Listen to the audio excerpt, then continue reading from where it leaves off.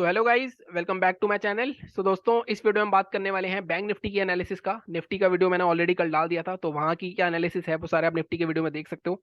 Bank Nifty की अगर बात करें तो बैंक निफ्टी भी अपने चार्ट को काफी अच्छी तरह से फॉलो कर रहा है। जहां पे सपोर्ट लेना चाहिए चार्ट के हिसाब से वो वहीं पे सपोर्ट ले रहा है। अगर मैं न्यूज को साइड कर दूं, क्योंकि कहीं ना कहीं काफी लोग कह रहे हैं कि ये जो ब्रेकडाउन आया है ये न्यूज के कारण आया है, और मैं आपको हमेशा बताता हूँ न्यूज सिर्फ एक जरिया होती है। मार्केट में चार्ट पैटर्न हमेशा काम करते हैं, और यहाँ पे भी काफी पैटर्न अभी आपको नहीं दिख रहे होंगे, लेकिन आप मेहनत करोगे, थोड़ी चार्ट की एनालिसिस करना सीखोगे, तो आपको वो पैटर्न भी दिख जाएंगे।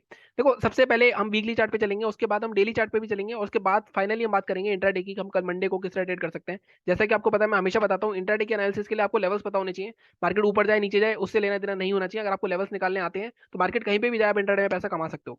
अगर आप बात करें सबसे पहले वीकली चार्ट की बैंक निफ्टी की, तो अगर आप देखो वीकली चार्ट में हमें साफ साफ, अगर मैं ध्यान से देखूं, मैंने दो लेवल्स मार्क करे हुए हैं। बहुत ही ईजी लेवल्स है। मैंने, अगर आपको याद हो, लास्ट वीक भी बात करी थी, कहीं ना कहीं 2-3 हफ्ते से बात करता आ रहा हूँ कि मार्केट में एक लेवल था हमारा पहले, जो कि हमारा कहाँ का हाई था। ये था हाई 2021 का, 41,840 का जोन, 41,850। एक बार रेसिस्टेंस लिया, दूसरी बार रेसिस्टेंस लिया, हमने बात करी थी इसको ब्रेकआउट करेगा, मार्केट ऊपर जाएगा। प्राइस एक्शन के हिसाब से ब्रेकआउट हो गया। ब्रेकआउट के बाद क्या होता है, रीटेस्ट होता है। मार्केट नीचे आया रीटेस्ट करने, इसके बाद मार्केट में बायर्स यहाँ पे एंट्री भी करी। मार्केट को यहीं से ऊपर चले जाना चाहिए था और ये ब्रेकआउट कर देना चाहिए था, अगर मार्केट यहाँ पे ट्रेंड अपना अपसाइड कर रहा है। ट्रेंड वाला वीडियो अगर आपने मेरा नहीं देखा है, ट्रेंड कैसे पता करते हैं, ट्रेंड क्या है हमारा, लो हाई, हायर लो, हायर है, ट्रेंड अपसाइड है।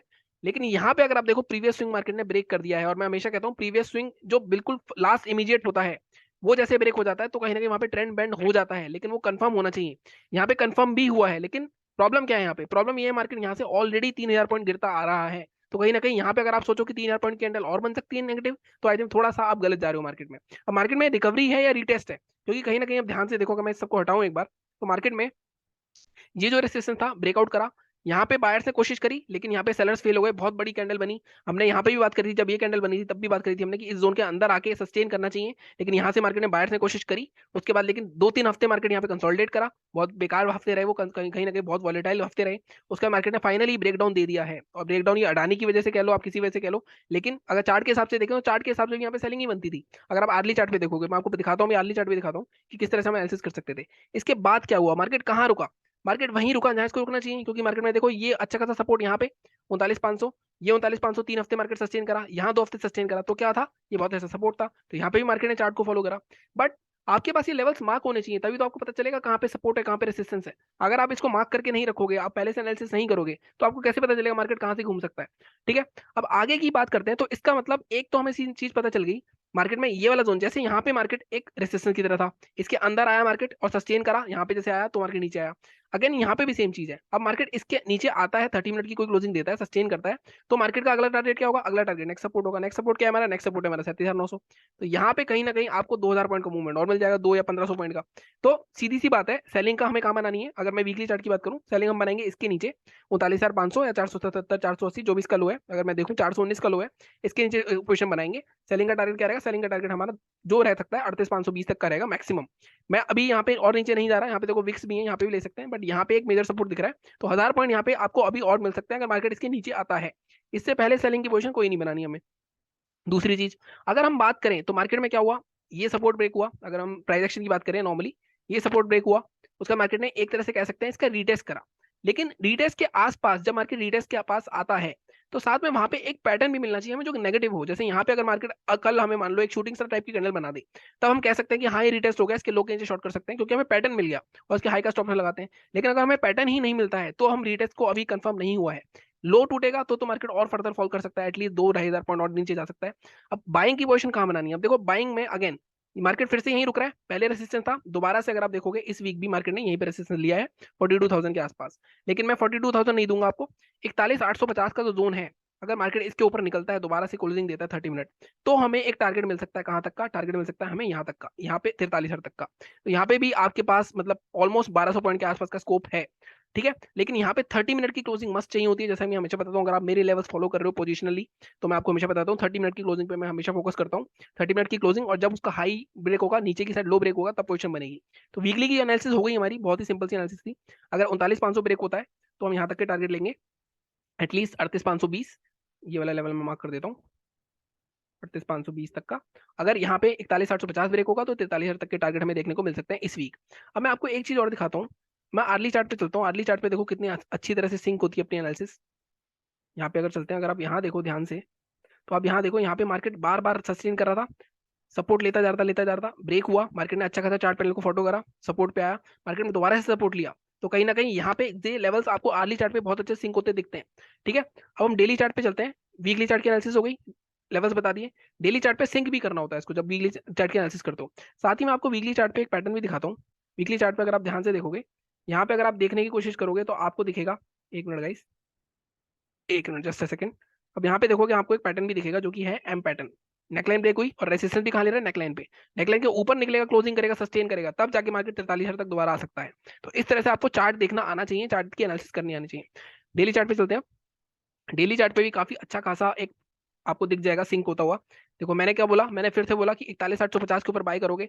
अगेन डेली चार्ट पे सेम सेम यहाँ पे काफी बार कंसोलिडेट करा, उसके बाद 43,000 तक 10 तक का टारगेट रह सकता है। अब यहाँ पे आप थोड़े से टारगेट को अपने ब्रेक डाउन कर सकते हो, क्योंकि डेली चार्ट पे मुझे एक और रेसिस्टेंस दिख रहा है। वो कौन सा रेसिस्टेंस है, अब देखो ये वाला जोन, ये पूरा जोन मार्केट में 42,650 का एक बहुत ही स्ट्रॉन्ग रेसिस्टेंस है। मार्केट यहाँ से नहीं निकल रहा था, फेक ब्रेकआउट दिया, नीचे आ गया। तो पहला टारगेट आपका 42,650 या 42,550 तक का, और फिर 43,000 ऐसे ले सकते हो। सेलिंग की बात करें, सेलिंग के लिए कोई चेंज नहीं करना हमें। साथ ही अगर आप देखो, इसका रिटेस्ट जो हुआ है, इसका रिटेस्ट यहाँ पे भी हो गया था बजट वाले दिन, वॉलेटिलिटी के कारण।